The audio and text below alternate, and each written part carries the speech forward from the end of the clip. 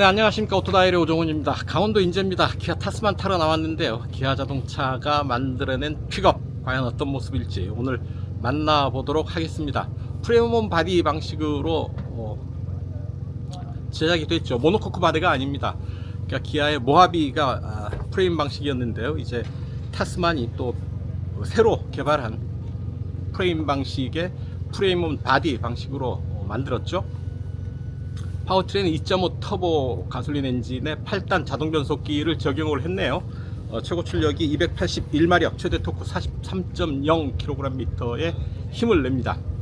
오프로드에 대응할 수 있는 아주 다양한 기능들, 사륜구동의 4L 모드가 있고요. 그리고 ELSD 차동 제한 장치를 적용을 해서 오프로드에서도 아주 강력하게 움직일 수 있도록 다양한 기능을 적용을 하고 있습니다. 직접 오프로드 임도 달려보면서 오프로드에 특화된 기능이 어느 정도나 완성도를 보이고 있는지 직접 확인을 해 보도록 하겠습니다. 판매 가격이 중요하죠. 다이나믹 어드벤처 익스트림 3개 트림이 있는데요. 판매 가격은 다이나믹이 3,750만원서부터 시작을 합니다. 오프로드에 특화된 엑스프로 트림인 경우에 5,240만원까지네요. 그러니까 3,800만원에서 5,500만원 사이에서 가격이 형성되어 있다 라고 보시면 될 텐데요. 좋아요, 구독하기 잊지 마시고요. 오늘도 저와 함께 하시죠. 출발합니다. 기아 타스만 정면 모습 이렇게 생겼습니다. 수직으로 세로로 배치된 헤드램프, 그리고 265-60R 18 사이즈의 타이어가 적용되어 있죠. 화물칸입니다. 보시면 주유구 왼편에 들어와 있고요. 18인치 타이어 들어와 있는데 그 안쪽으로 리프 스프링입니다. 우리 흔히 판 스프링이라고 부르죠. 리프 스프링, 상용차에 주로 사용되는 서스펜션 형식이죠. 화물을 쉽게 용이하고요. 승차감에는 약간 불리한 요소가 있는데 기아는 이 부분을 잘 튜닝을 해서 승차감도 개선을 했다고 설명을 하고 있습니다. 화물칸 모서리로 이렇게 발을 디딜 수 있는 스텝 준비되어 있습니다. 툭 놔도 거칠지 않게 아주 부드럽게 리어 게이트가 열립니다. 올라가 보면 왼쪽 뒤로 이렇게 220V 인버터 준비되어 있죠.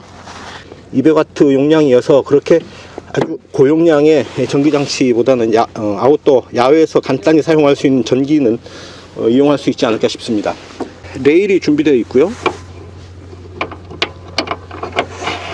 이렇게 레일을 따라서 이렇게 움직이면서 화물을 고정할 수 있도록 연결 장치가 준비되어 있고요. 이렇게 군데군데 화물 고정을 할 때 사용할 수 있도록 고리가 준비되어 있습니다. 조명, 작업을 할 때 사용할 수 있는 조명도 들어와 있고요. 적재함 사이즈는 길이 1512, 너비 1572, 높이 540mm가 되겠습니다. 리어 컨비네이션 램프 단정하게 사각 형태로 들어와 있죠. 자, 측면의 우측 뒤쪽에 이렇게 별도의 수납 공간이 준비되어 있습니다. 버튼을 누르고 제끼면 이런 수납 공간 들어와 있죠. 이제 커피 잔 올려놓고 티타임을 즐기신다든가 아니면 작업 후에 글러브, 장갑 같은 거 여기 간단히 수납하면 좋지 않을까 싶습니다. 뒷좌석 이 아랫부분에 고리가 있죠. 당기면 시트를 들어 올릴 수 있습니다. 이 아랫부분에 적재 공간이 또 준비되어 있죠. 시트는 또 이렇게만 제껴지는 게 아니고요. 등받이를 또 내릴 수가 있어요. 잡아당겨서 시트를 이렇게 접을 수가 있는 거죠. 그러면 이런 모습이 됩니다. 열선 시트도 준비되어 있네요. 앞좌석 뒤로 이렇게 지퍼가 달려있는 지퍼백 준비되어 있습니다. 뒷좌석 통풍구고요. 앞 시트 뒤로 이렇게 C타입 USB 포트 준비되어 있는 거죠. 위로 보시면 선루프도 이렇게 준비되어 있네요. 픽업이지만 아주 다양한 편의 장비들이 들어와 있다는 것 직접 확인할 수가 있겠습니다. 지퍼백 위로 간단한 물건들 수납할 수 있는 별도의 수납 공간 준비되어 있고요. 도어에는 하만 가돈 스피커 배치되어 있습니다. 운전석 들어가 보시면 기어 시프트, 기어 컬럼 안쪽에 시동 버튼이 이렇게 있고요. 오늘은 일교차가 큽니다. 최저 기온은 영하 4도, 현재 기온은 14도예요. 실내 공간 볼 수가 있고요. 버튼들 이렇게 배치되어 있습니다. 핸드폰 2개를 동시에 무선 충전할 수가 있고요. 그 앞쪽에는 이런 C타입 USB 포트 2개 준비되어 있습니다. 자체 길이, 너비, 높이 이렇게 재원이 표시되어 있고요. 트랜스퍼 케이스 모드를 설정을 할 수가 있죠. 4A, 4H, 4L은 사륜구동이고요. 2H는 후륜구동으로 작동을 하게 됩니다. 센터 콘솔 커버를 이렇게 눌러서 접으면 간이 테이블로 펼칠 수가 있는 거죠. 이 위에 간단히 도시락을 놓고 도시락을 먹을 수도 있고 노트북을 펴서 작업을 할 수도 있고요. 아주 기능적으로 유용하게 사용할 수 있는 간이 테이블 준비되어 있습니다. 열면 그 밑으로 이렇게 센터 콘솔 있고요. 그 안에 12V 아울렛, 전원 아울렛 준비되어 있습니다. 이 부분을 누르면 글로우 박스가 위로 열리고 이 부분은 또 아래로도 준비되어 있습니다. 12.3인치 센터 페이셜 모니터 준비되어 있죠. 오헤드 콘솔 이렇게 준비되어 있고요. SOS 버튼이 있네요.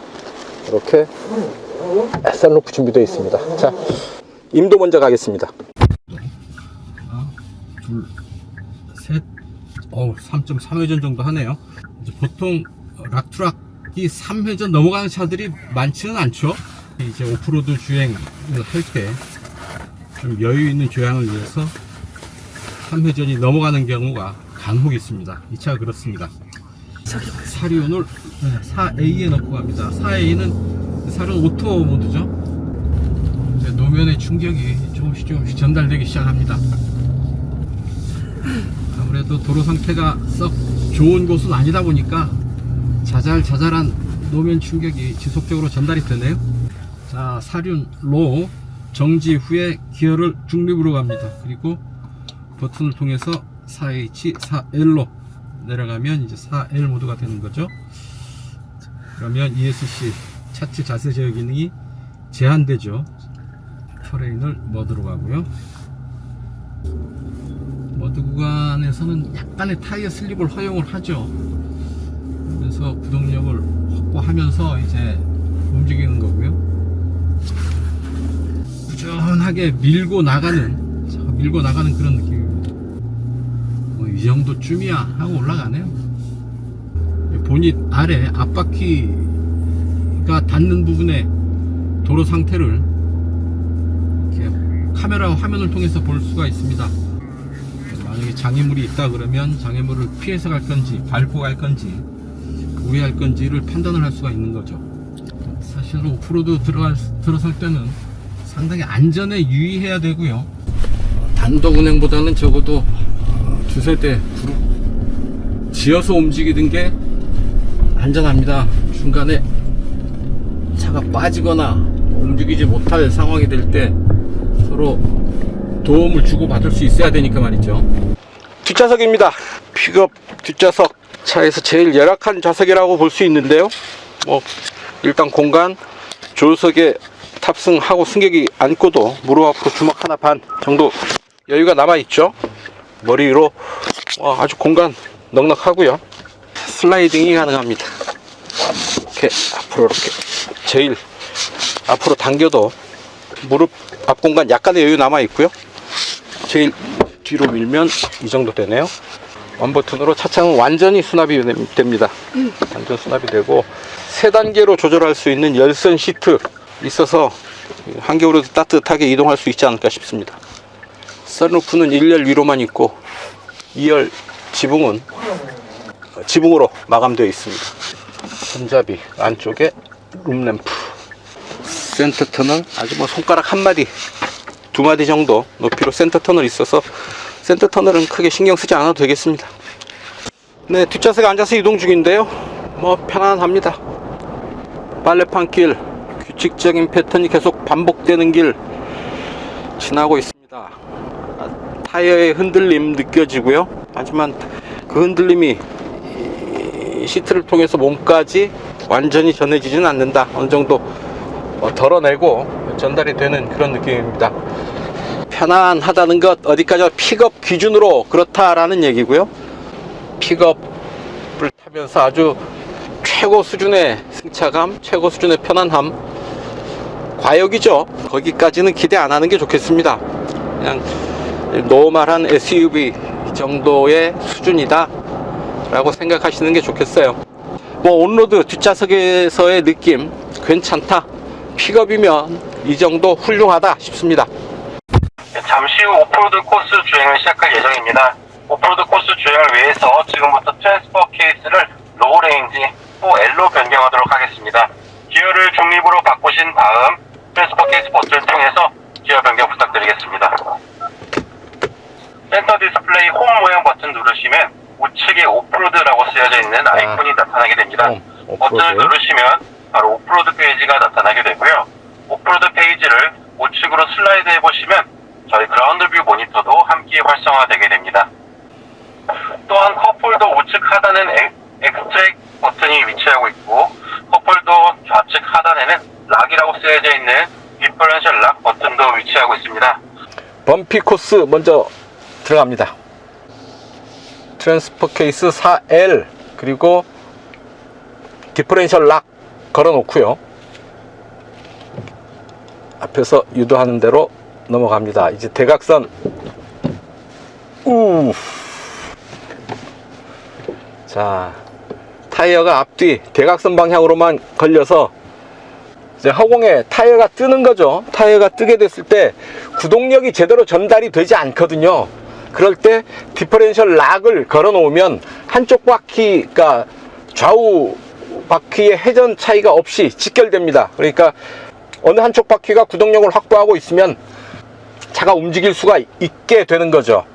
자, 사면주행 그라운드 뷰를 보면서 움직이는 게 낫겠죠. 차가 완전히 옆으로 지금 기울어져 있습니다.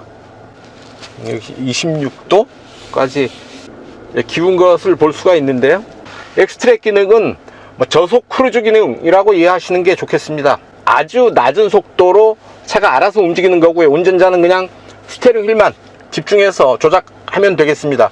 아주 거친 오프로드에서 가속 페달을 밟았다 뗐다 신경을 쓰지 않아도 되는 그런 이점이 있죠. 엑스트랙이 버튼을 통해서 위아래로 5단계로 조정을 할 수가 있게 됩니다. 이렇게 급경사를 이제 하늘만 보고 올라가게 될 텐데요. 가속 페달에 신경 쓰지 않고 나는 스티어링 휠만 조작하면 되는 겁니다. 22도까지 경사가 지네요. 23도, 24도까지 올라갑니다. 운전석에서는 하늘만 보입니다. 저는 이럴 때 이제 이 모니터를 통해서 조향을 하면서 움직일 수가 있는 거죠. 가속 페달 안 밟아도 됩니다. 차가 오르막, 내리막 알아서 이 속도로 움직여 주는 거죠. 아주 거친 홈로에서는 대단히 유용한 그런 장치가 될 텐데요. 운전자가 알아야지 이 장치도 제대로 쓸 수가 있겠죠. 지금부터 터레인 모드를 머드 모드로 바꿔서 주행해 보도록 하겠습니다.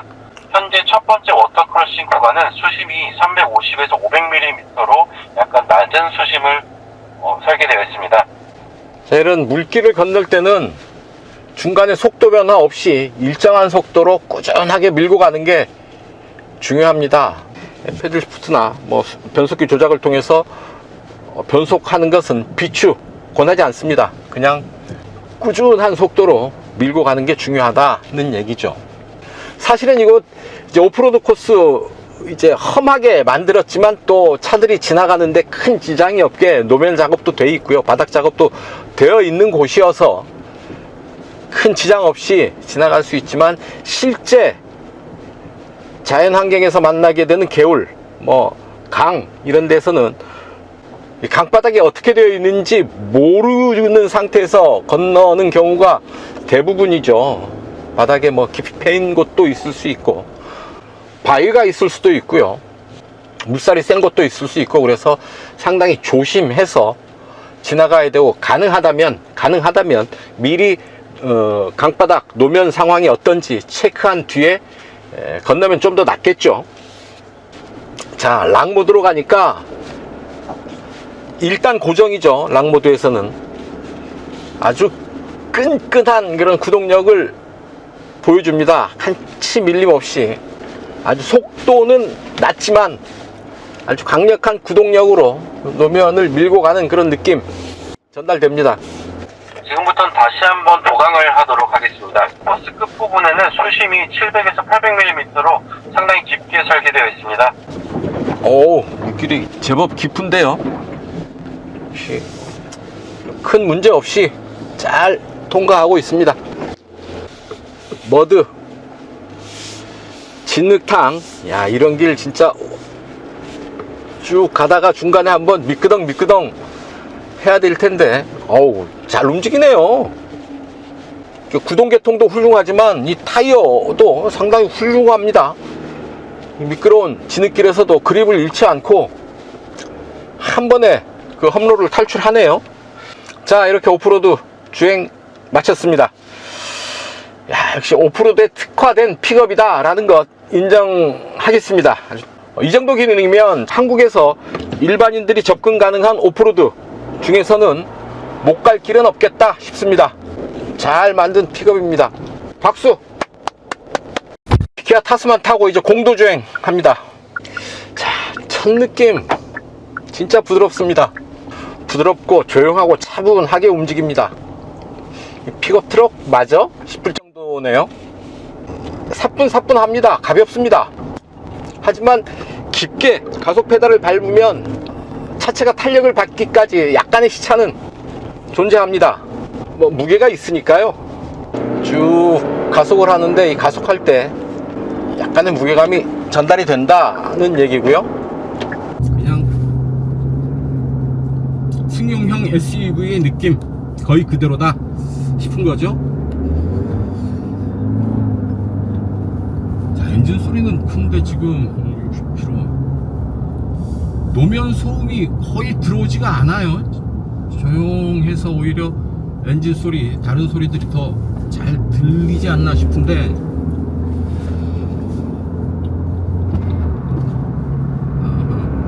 이중접합 차음률이 적용하고 있네요. 픽업이지만 참 정성을 많이 들였다 싶습니다. 보면 여러가지 기능 들어와 있는 것도 그렇고, 이렇게 이중접합 유리를 사용한 것도 그렇고, 여러가지 흡차음제를 충분히 써서 로드 노이즈가 거의 들어오지 않고 있습니다. 8단 자동 변속기 적용하고 있죠.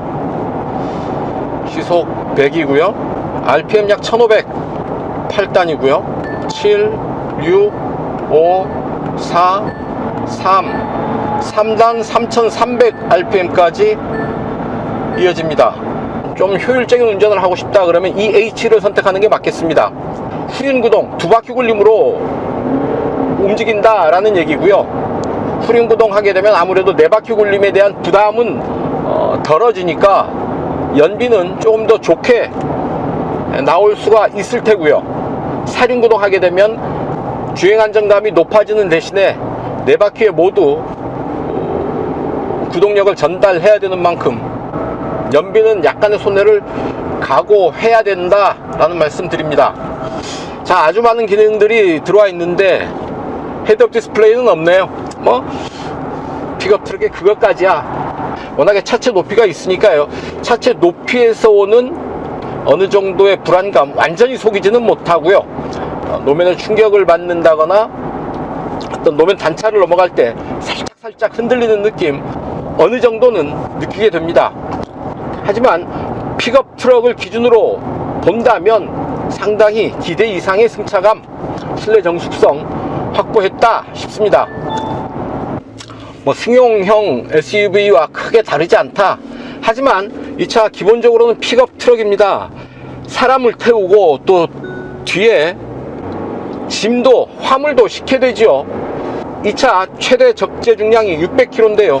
그러니까 600kg의 화물을 싣고 5명을 다 태우고 움직인다고 한다면 운전할 때도 좀 더 세심하게 조심스럽게 운전을 해야 될 테고요.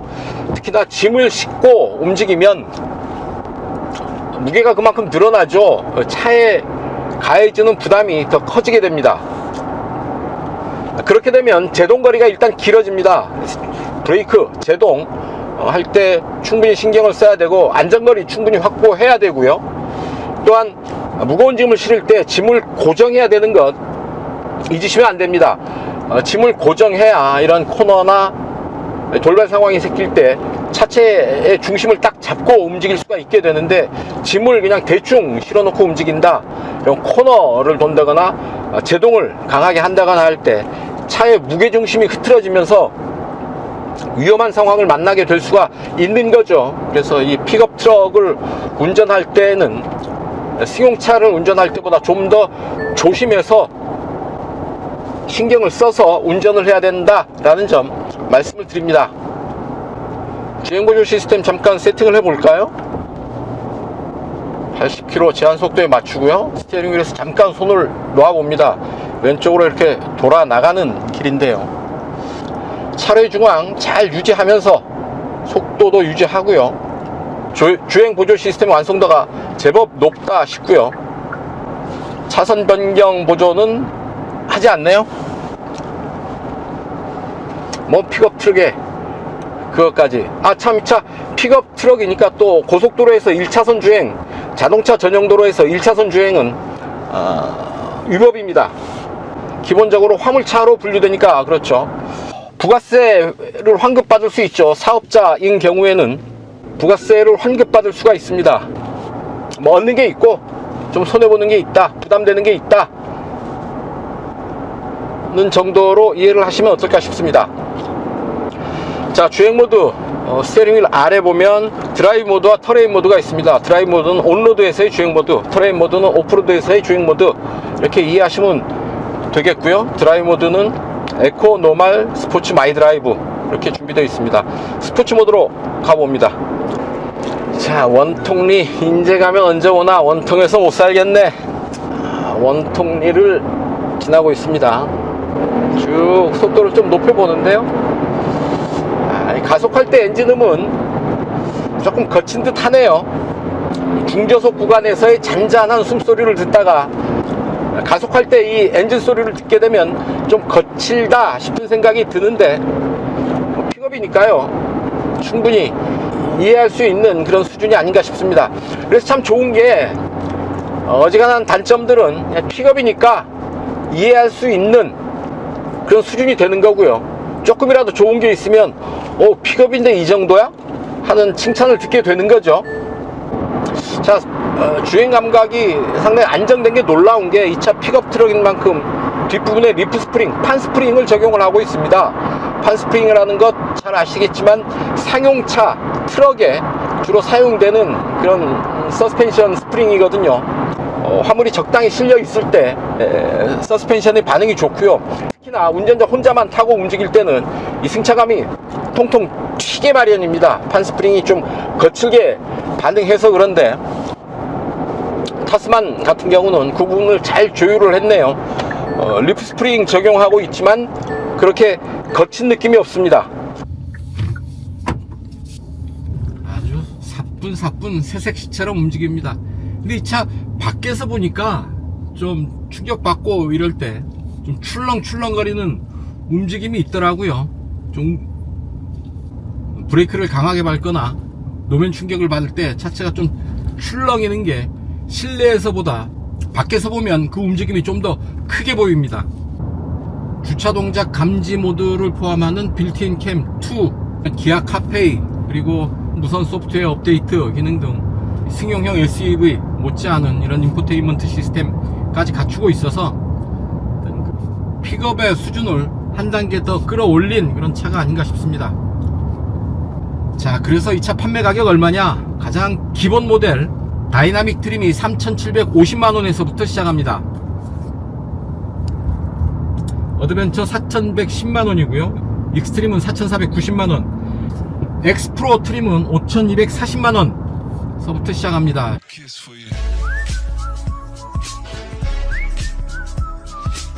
돌아가는 길에는 연비 테스트 잠깐 해보겠습니다. 약 33km 되는 길인데요, 실주행 연비 어떻게 되는지 체크해 보도록 하죠. 이 차 공인복합 연비는 리터당 8.0km로 인증받았습니다. 32분 동안 31.5km 달려왔네요. 평균 연비 리터당 12.6km였습니다. 4km, 리터당 4km 이상 더 달린 연비를 보였습니다. 에코모드로 차분하게 운전하면 두 자릿수 연비 기록하는 거 그리 어려운 일은 아니겠다 싶네요. 자, 단도직입입니다. 이 차 타면서 느꼈던 사소한 불편함, 아쉬움 몇 가지 말씀을 드릴 텐데요. 에어 인테이크를 차량의 진행 방향 반대 방향으로, 그러니까 뒤를 향해서 에어 인테이크 흡입구를 설치를 했다고 하네요. 도각할 때 물이 엔진으로 유입되는 걸 막기 위해서 했다고 그러는데 굳이 그럴 필요 있을까 하는 생각을 하거든요. 흡입구가 뒤를 향해 있어서 이 엔진 흡입 효율이 떨어질 수 있고요. 그렇게까지 터프한 길을 다니는 운전자가 몇이나 될까? 이 차를 소유하고 있는 기간 동안에 한 번이라도 그럴 기회가 있을까 하는 생각 해보면 너무 오프로드에 집중한 세팅이 아닌가 싶은 거죠. 오프로드에 특화한다고 하다 보니 너무 오버 패키징 한 게 아닌가 하는 생각 하게 됩니다. 장비를 좀 빼고 가격을 낮추는 게 오히려 좀 더 나은 선택이 아닌가 하는 생각도 해보는데요. 기본적으로 미국 시장을 염두에 둔 상품 세팅이 아닌가 싶습니다. 한국 시장을 생각한다면 이보다는 좀 더 가볍게 상품 세팅을 하는 게 맞지 않을까 하는 생각 해보는 거죠. 그라운드 뷰 모니터에 이런 얼룩 현상이 나타나네요. 정상은 아니겠죠? 지금까지 기아 타스만 온오프로드 시승을 해봤습니다. 오프로드 주행 성능은 기대 이상이고요. 진짜 이런 기능까지 쓸 일이 있을까 싶을 정도로 아주 충분한 기능, 충분한 장비들을 갖추고 있어서 엑스프로 트림 같은 경우는 오프로드에서도 천하무적이겠습니다. 트랜스퍼를 4L까지 사용을 할 수가 있고요. 그리고 디퍼런셜 기능, 전자식 디퍼런셜 기능까지 갖추고 있어서 오프로드에서 충분한 힘과 성능을 발휘할 수가 있고요. 이를 통해서 적어도 대한민국에서, 우리나라에서 일반인들이 접근할 수 있는 오프로드라고 한다면 못 갈 길이 없겠다 싶은 생각이 듭니다.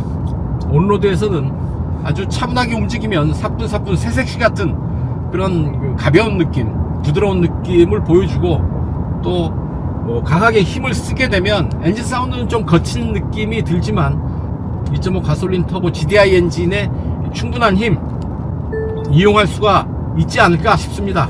온오프로드에서 어떤 픽업의 기대 수준을 한껏 끌어올린 기대 이상의 픽업이다 라는 생각 해봅니다. 자, 국내 이제 픽업 시장이 점점 더 넓어지고 있죠. 선택 가능한 모델들이 많아지고 있고요. 기아 타스만이 등장하면서 픽업 시장이 좀 더 뜨거워지지 않을까 싶은데, 기존의 모델들이 좀 긴장해야 되지 않을까 싶습니다. 워낙 기대 이상의 성능, 상품성을 갖추고 있어서 소비자들의 기대 수준을 한껏 끌어올리고 있지 않나 싶고요. 자, 어떤 결과를 가져올지요. 이제 시장을 지켜보면서 타스만의 경쟁력을 확인해 볼 시간이 아닌가 싶습니다. 네, 오늘 시승은 여기까지입니다. 지금까지 저는 오토다이어리 오종훈이었고요. 여러분들 좋아요, 구독하기 눌러주시면 저는 이만 물러가겠습니다. 시청해주셔서 감사합니다. 헤이 기아, 기아 주식 4월 1일 기준 기아 종가는 93,200원이에요. 전일 대비 900원 올랐어요. 그렇다고 합니다.